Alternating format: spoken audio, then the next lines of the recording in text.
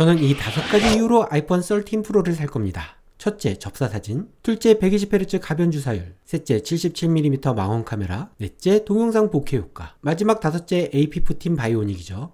아이폰 3GS부터 아이폰 12까지 역대 아이폰을 모두 써봤던 최신 기기 매거진 편집장을 10년, 아이폰이 나오기 전부터 애플코리아 출입 기자이기도 했던 제가 왜 이런 선택을 했는지 하나씩 알아보죠. 뭐든 아는 만큼 보인다 하잖아요.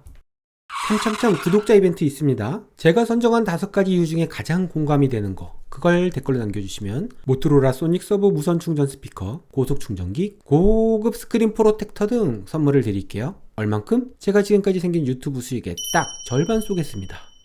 첫 번째, 접사사진. 매크로라고도 하는 근접 촬영 기법. 이게 아이폰 최초로 됩니다. 그것도 무려 2cm까지 가까이 들이대도 초점이 척척 맞는다고 하죠. 이 정도 초점거리는 콤팩트 디지털 카메라 중에서도 드물고 DSLR 같은 렌즈 교환식 카메라라면 수십에서 수백만원짜리 렌즈를 따로 사야 하거든요. 사진만 되느냐? 아니죠. 당연히 동영상도 되더라고요. 슬로모션, 타임랩스를 포함해서 말이죠. 이걸 구현할 수 있는 건 아이폰 13 카메라 3개 중 초점거리가 13mm인 울트라 와이드 뿐입니다. 26mm 와이드에도 접사를 넣었다면 정말 굉장했을 텐데 이런 아쉬움이 남지만, 만약 그랬다면 카툭티가 아니라 카툭티가 되었을 거예요. 게다가 아이폰 13 시리즈의 울트라 와이드 카메라는 f1.8이라는 어마무시한 렌즈 밝기, 또 더 커진 1.7 미크론 픽셀 센서 덕에 저조도 촬영이 92% 개선되었습니다.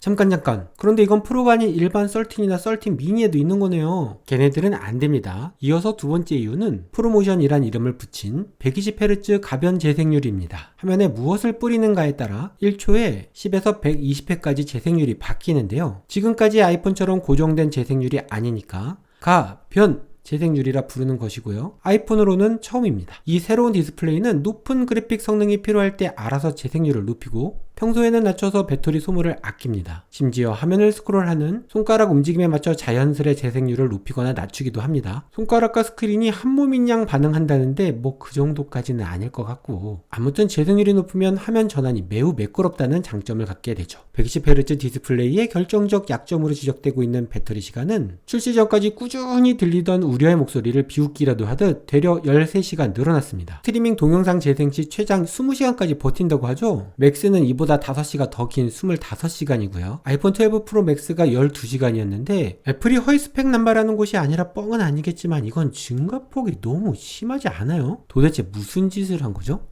세 번째, 77mm 망원 카메라입니다. 와이드 카메라 초점 거리가 26mm이니까 26 곱하기 3은 78. 그래서 약 3배 광학줌이 되는 것인데요. 제가 해마다 프로 모델을 고집하는 가장 큰 첫 번째 이유가 이 망원 카메라 때문이었지만 올해는 3위로 밀려났어요. 왜냐? 지금까지 나온 아이폰 망원 카메라는 망원이 아니었기 때문이에요. 이번에야말로 가장 망원다운 망원이 나온 셈인데요. 아니, 망원다운 망원인데 뭐가 불만이냐고요? 역대 아이폰들의 초점 거리를 살펴볼까요? 아이폰 12 프로 52mm, 아이폰 11 프로, 프로 맥스 역시 52mm, 아이폰 XS, XS 맥스 51mm, 아이폰 X 52mm, 아이폰 7 플러스, 8 플러스 56mm입니다. 그나마 유일하게 망원이라고 부를 수 있는 건 오로지 딱 하나, 아이폰 12 프로 맥스예요. 이건 65mm죠. 애플이 망원이라 이름을 붙였는데 왜 저는 망원이 아니라고 이야기하느냐? 카메라 전문 회사 홈페이지를 들어가 보겠습니다. 카메라 3대장은 캐논, 니콘, 소니 이렇게 세 곳이잖아요. 먼저 캐논입니다. 표준 렌즈 대부분이 50mm라고 되어 있는 것 확인할 수 있죠. 다음은 니콘입니다. 니콘도 대부분이 50mm이고요. 58mm나 35mm도 덜어 섞어 놓았네요. 마지막으로 소니를 볼까요? 소니도 50mm를 표준 렌즈라 소개하고 있습니다. 네, 맞습니다. 카메라 업계에서 표준 렌즈는 초점 거리가 50mm, 좀 더 넓게 포용해도 45에서 55mm입니다. 이보다 길면 망원이고 짧으면 광각이에요.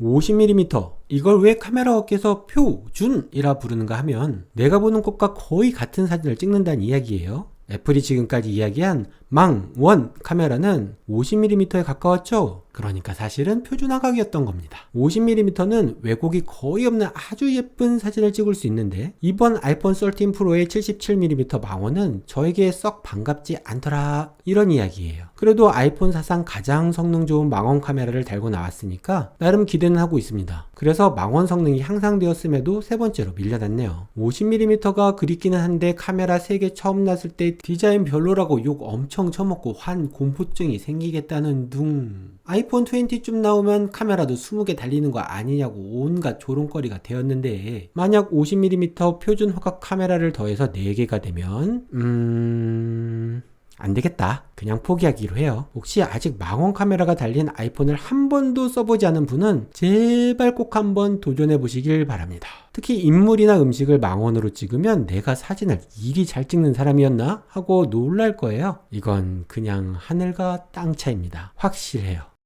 네 번째는 시네마틱 모드입니다. 아이폰 8 플러스와 7 플러스에 인물사진 모드가 처음 도입되면서 아주 얕은 피사계 심도 촬영을 흉내낼 수 있는 덕에 스마트폰 사진의 판도가 아예 확 바뀌었잖아요. 누구나 이걸로 사진을 찍으면 그냥 막 다 멋있고 막 그랬어. 이걸 동영상 촬영에도 적용시킨 것인데, 중요한 피사체가 촬영 영역 안으로 들어올 것을 미리 예측하고 실제로 피사체가 화면 안으로 들어오면 알아서 초점을 전환합니다. 피사체의 시선을 따라 초점을 바꾸기도 해요. 심지어 촬영이 끝난 뒤에도 초점을 전환하거나 보케 효과, 그러니까 배경 흐림 정도를 조절할 수 있습니다. 이야, 이건 정말 천재적이라고 밖에 할 말이 없네요. 애플이 최상의 조건으로 촬영한 샘플은 정말 극적으로 보이긴 합니다. 인물 사진 모드가 그랬던 것처럼 영상 촬영에 큰 획을 그을 게임 체인저가 될 것 같네요. 시네마틱 모드는 1080p 해상도에서 초당 30프레임까지만 됩니다. 프레임 속 사람, 장소, 반려동물 등 피사체와 카메라 사이의 거리를 정확하고 정밀하게 계속 측정하는 것은 꽤나 복잡한 연산이 필요한데요. 이걸 1초에 30번씩 계속 쉬지 않고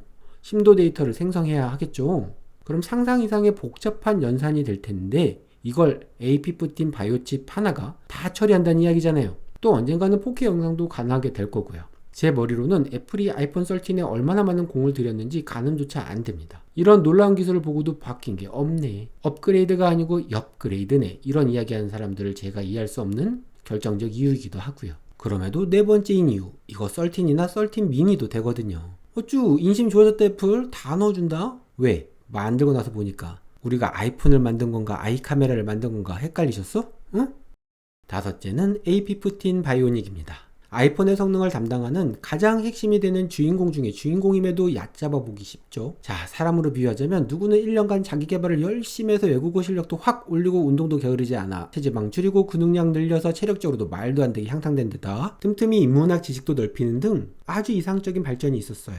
근데 입고 다니는 옷이 맨날 똑같아. 헤어스타일도 맨날 그냥 1년 만에 처음 보는데도 어제 보고 오늘 또 보는 그런 오래된 연인 같은 느낌이야. 막 그런 사람 있으면 끌려요? 아니죠. 저도 마찬가지거든요. 아이폰 새로 바꿨더니 알아보는 사람 하나 없고, 새로운 기능 귀찮아서 아니면 잘 몰라서 쓰지도 않고, 갤럭시는 가로로 줬고 세로로 줬고 난리인데 이놈의 아이폰은 몇 년째 그냥 거기서 거긴 것 같고, 그래서 결국 바꾼 티 좀 내보겠다고 블랙이나 화이트 같은 무난한 거 고르려고 했다가 새로 나온 색상 할 수 없이 고르고, 그 뭐야 지금 생각하면 왜 그랬지 싶은 그 황당한 로즈 골드.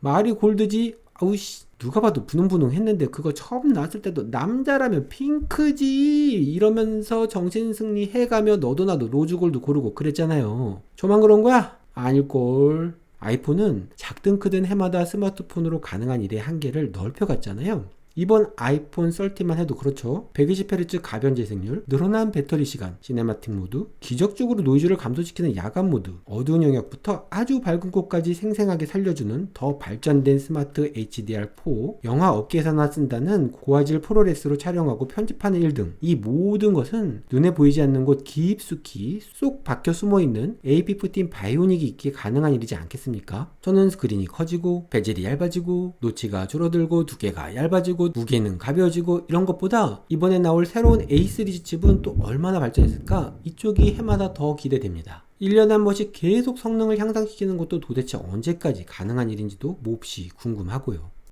마지막으로 아이폰 공동구매 소식입니다. 피커즈에서 아이폰 공동구매를 진행하는 것도 이번이 6번째네요. 새로운 아이폰 13이 마음에 드셨다면 고정 댓글 확인해주세요. KT만 진행하니까 자급제, SKT, LG U+는 도움을 드릴 수 없습니다. 아는 곳이 없어요. 언제나 그랬듯 출시 첫날 여러분 손에 딱 쥐어드릴게요. 아이폰 13 소식은 다음에 또 이어집니다. 그리고 여기까지 보신 분들은 복 받으실 거예요.